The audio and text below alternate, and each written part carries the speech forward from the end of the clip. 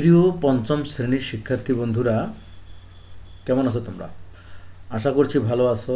আলহামদুলিল্লাহ, আমিও ভালো আছি। খুব দেরিতে হলো তোমাদের বই পাওয়া, প্রায় একটি মাস চলে যাওয়ার পথে।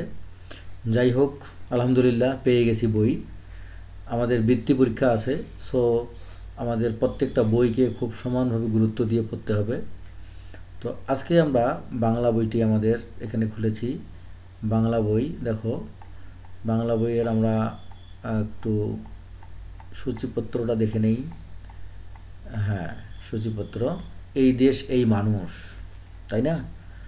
নামটাই আসলে একটু হৃদয় ছুঁয়ে যায়। এই দেশ এই মানুষ, আমাদের এই দেশ এবং এই দেশের মানুষ সম্পর্কে প্রথম লেখাটা আমরা দেখছি। এখানে মোট 23টা গদ্য পদ্য মিলে 23টা আছে, আর 115টা পৃষ্ঠা আছে।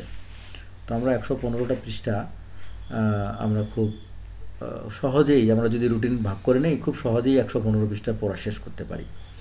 আজকে আমরা পড়ব এই দেশ এই মানুষ।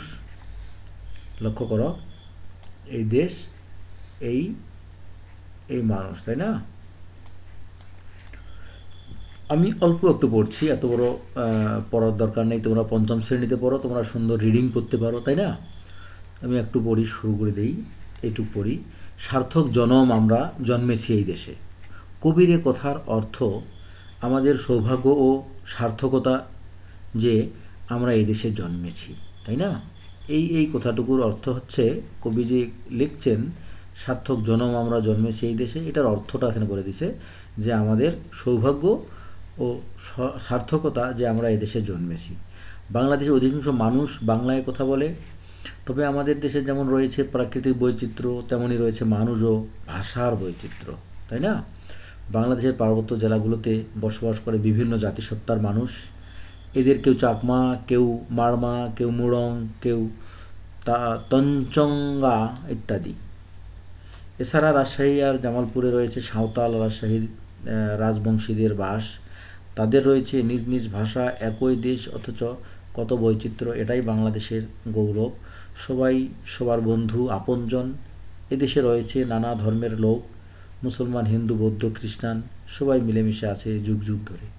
আমি তোমাদেরকে বলি, বাংলাটা তোমরা অবশ্যই বুঝে বুঝে পড়বে। এটা শুধু জাস্ট রিডিং পড়ার মতো রিডিং পড়বে না, বুঝে বুঝে পড়লে অনেকগুলো প্রশ্নের উত্তর তোমরা নিজেরাই দিতে পারবে। আমি হাজারবার বলছি, ভাষা বুঝো আগে। সে বাংলা হোক, অঙ্কের ভাষাটা বুঝতে হবে, ইংরেজিটা বুঝতে হবে। ভাষাটা বুঝে তারপরে উত্তর দেওয়ার চেষ্টা করো, ঠিক আছে? আচ্ছা, এটা তোমরা রিডিং পড়ে নিবে। আমি সরাসরি তোমাদের অনুশীলনীতে চলে যাই। আমি তোমাদেরকে এগুলো একটু হেল্প করি। যে এখানে কী আছে, শব্দার্থ লিখতে হবে, শূন্যস্থান পূরণ করতে হবে, তারপরে প্রশ্নগুলোর উত্তর দিতে হবে, তারপরে এই অনুচ্ছেদ অবলম্বনে 3টা প্রশ্ন তৈরি করতে হবে। এরপরে বিপরীত শব্দ, তারপরে তোমার এখানে ব্যাকরণ টাইপের প্রশ্ন আর কি, কোনটা কোন পথ।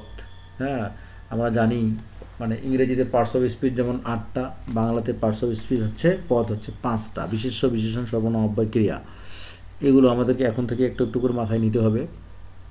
এরপরে কিছু প্র্যাকটিস আছে, এরপরে শেষ এটা, ঠিক আছে? তাহলে তোমাদের 5টা পৃষ্ঠা শেষ হয়ে যাবে। তো আমরা চলো উত্তরগুলো জেনে নেই, ঠিক আছে? উত্তরগুলো আমরা জেনে নেই। এটা হচ্ছে তোমার, তাই না? পঞ্চম শ্রেণী বাংলা, এই দেশ এই মানুষ। তার আগে তোমাদেরকে বলি,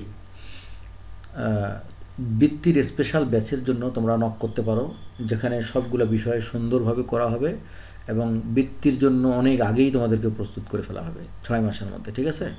তোমরা নক করতে পারো এই নাম্বারে, অথবা হোয়াটসঅ্যাপে নক করতে পারো, কোনো সমস্যা নেই, সরাসরি কল করতে পারো। আচ্ছা, সব তথ্যগুলো আমরা দেখে নিই। তোমাদের এগুলো বইয়েই আছে, টেক্সট বুকে আছে, এগুলো তোমরা পড়ে নিবে। সৌভাগ্য, প্রকৃতি, বৈচিত্র্য, বেলাভূমি, প্রান্তর, এগুলোর অর্থগুলো, এই শব্দার্থই চলছে এটা। শূন্যস্থান পড়ে নেবে। আমাদের ড্যাশ যে আমরা এদেশে জন্মেছি, এই যে আমাদের এই যে কয়ের উত্তর সৌভাগ্য, ক্ষয়ের উত্তর কি, আমাদের দেশে রয়েছে সুন্দর প্রকৃতি, গর্তকি কোথায় পাহাড়, কোথায় নদী, কোথায় বা এর সমুদ্রের বেলাভূমি। ঘ হচ্ছে একই দেশ একই মানুষ অথচ কত বৈচিত্র্য, ডাইভার্সিটি, তাই না? দেশ মানে এর মানুষ, নদী, আকাশ, প্রান্তর, পাহাড়, সমুদ্র, এইসব। দেশকে ভালোবাসার মধ্য দিয়েই সার্থক হয়ে উঠবে আমাদের জীবন।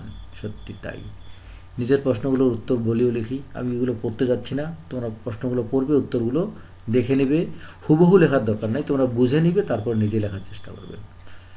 বাংলাদেশের জনজীবনের বৈচিত্র্যসমূহ, এটা অনুচ্ছেদও আসতে পারে, এই জন্য একটু ভালো করে পড়ে নিবে। দেশ হলো জননীর মতো। দেশকে জননীর সাথে তুলনা করা হয়েছে কেন? অবশ্যই দেশ জননীর মতো, ঠিক আছে?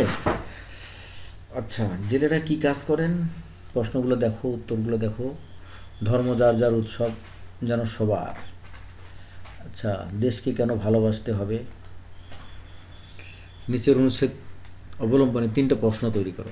এটা পড়বে, পড়ে দেখো। দেশ মানে কি, দেশকে জননীর মতো বলা হয়েছে কেন, কিভাবে আমাদের জীবন সার্থক হয়ে উঠবে, এরকম প্রশ্ন তোমরা যদি অন্য প্রশ্ন বানাতে পারো কোনো সমস্যা নেই।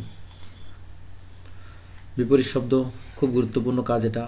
বাঙালি, অবাঙালি, বন্ধু, শত্রু, দেশ, বিদেশ, সার্থকতা, ব্যর্থতা, ঠিক আছে?